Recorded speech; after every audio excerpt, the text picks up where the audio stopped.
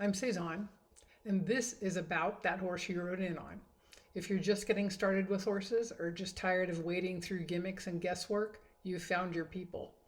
This channel is all about practical horsemanship, from the gear you use to the choices you make when nobody's watching. We're going to break down tack, equipment, and the why behind what you put on your horse. So saddle up and let's get started.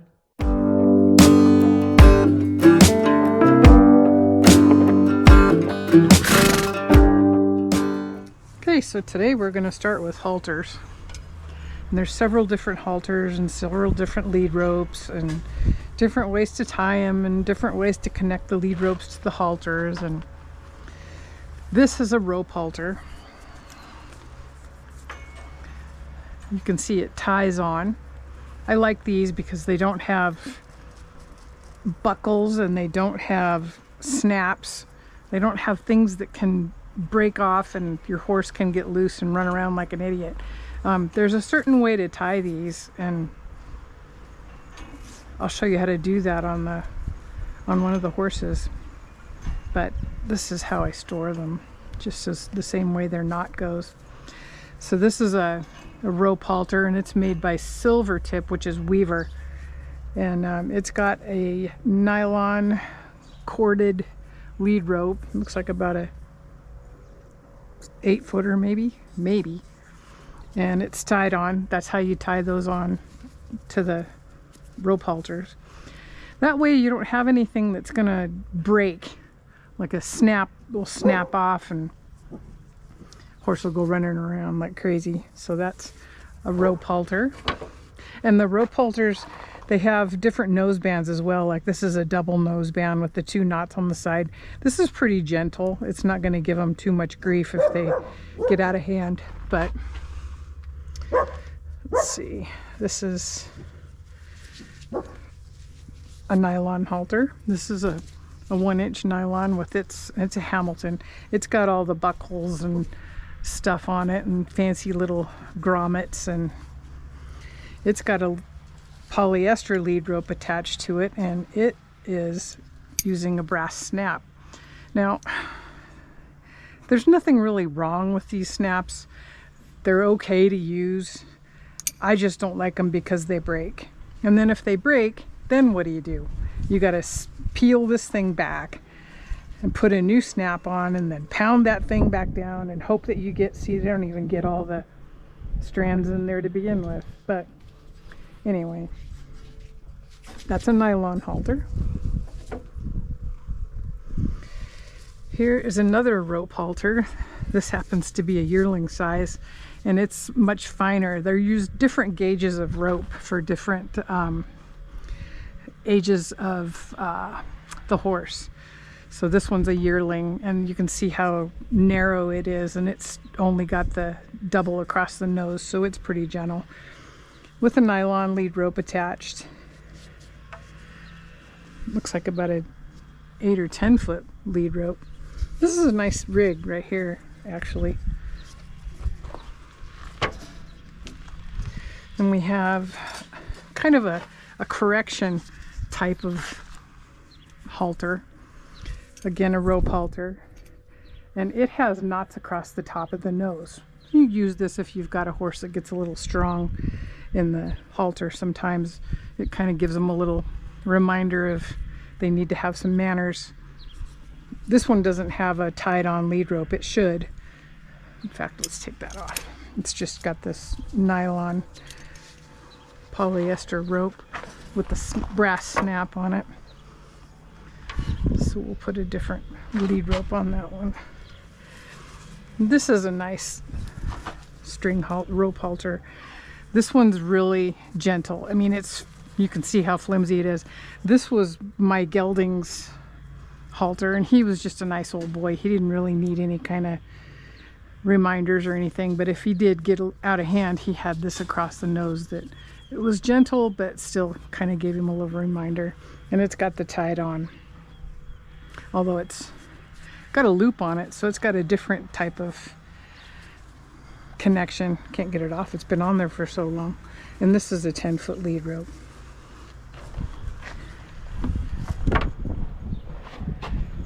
Then there's show halter. This is my mule's show halter. It's leather, padded leather. It's got the nice padding in it and the little rhinestones and fancy things on it. And it's adjustable on the bottom. And then you can unsnap it at the throat latch.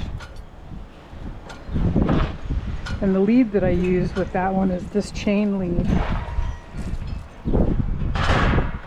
Chain shank. And it's only about 5 feet. And it's got this chain on it. And a chain, you gotta be careful with the chains. You can put them either across the top or under the nose. And each way has a different reaction. Over the nose means back off. Under the chin means come forward. So you always have to keep that in mind if you ever decide to use one of these. I wouldn't recommend using one unless you know exactly how to use it.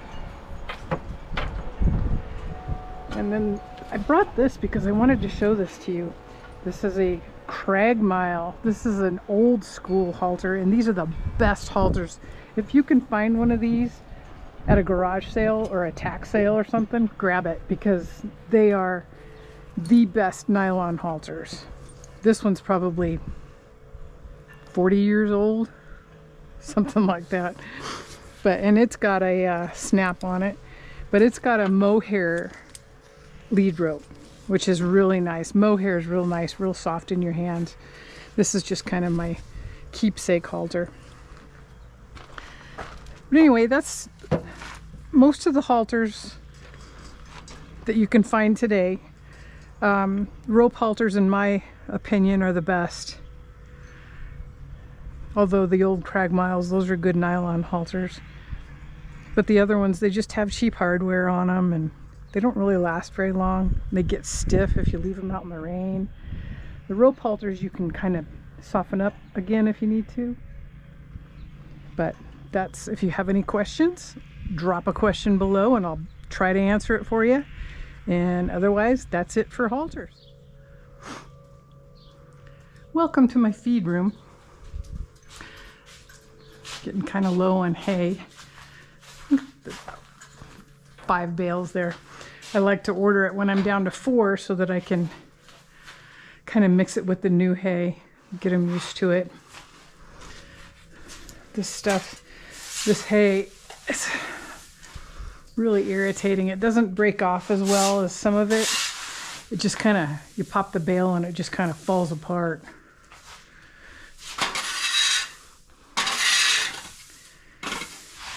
I feed 3 times a day, and I give them about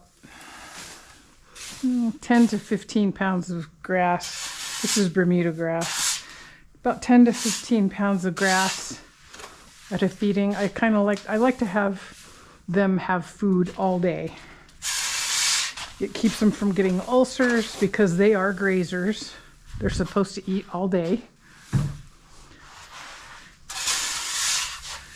And Bermuda grass is good for that because it's just kind of like eating salad. There's really nothing to it. And I do supplement them in the morning.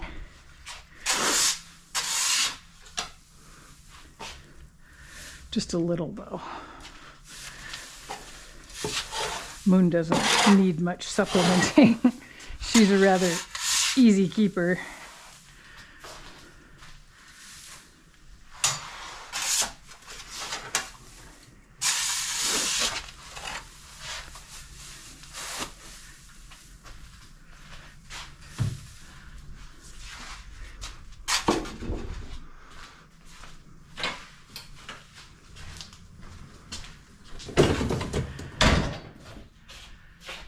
I give them peppermints because they like them, and I just give them peppermints. I don't put them in their mouth. I don't let them take them from me though, because I don't want them to become searchers. I'll show you how I do that. Letting them take it out of your hand is the worst thing. I don't let them take it out of my hand. I put it in their mouth. Come here, Moon. And Candy, open your mouth. Open your mouth. Good girl. I love their lips.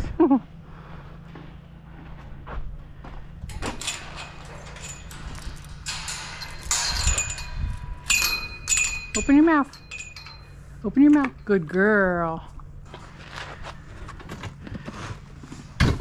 Back up, Ellie. Back up, Ellie. Good girl.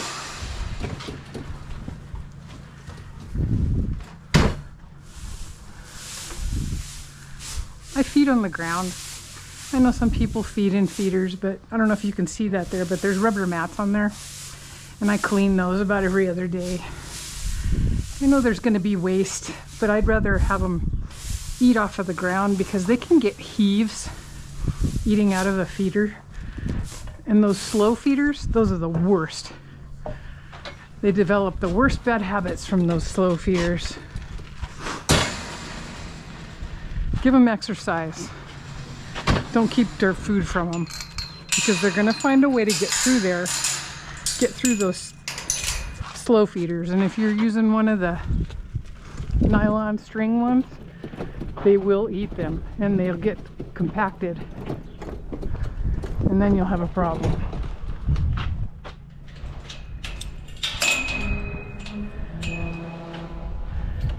Back up, Moon.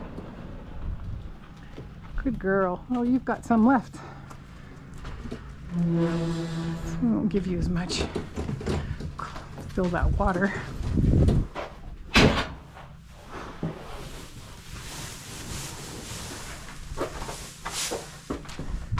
Plus, when I feed on the ground, this dirt, this all comes from the hay.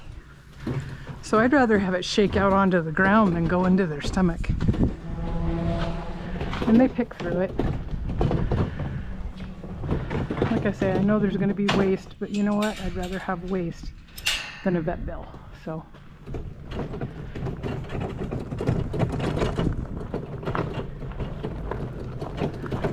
There, they're all put away.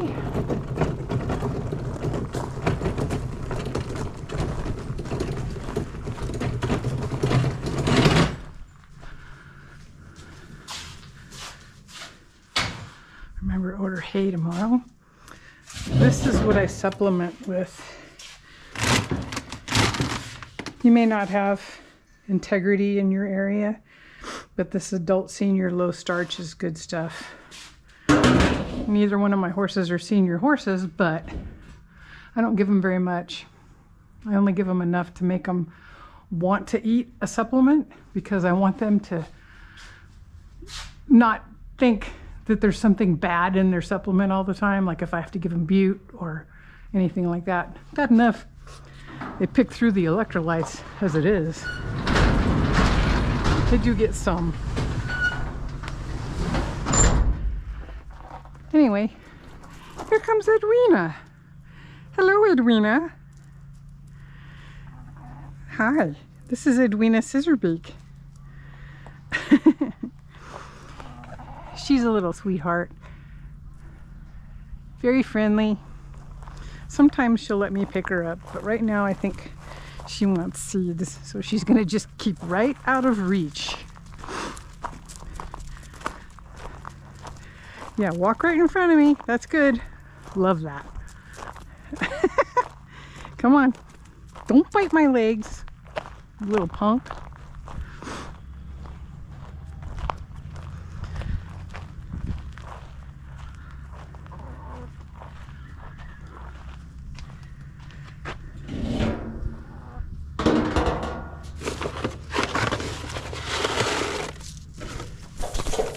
Yes, dear. Come on. You're all right. Come on. She gets a special little cup of food because she has a hard time getting to the seeds.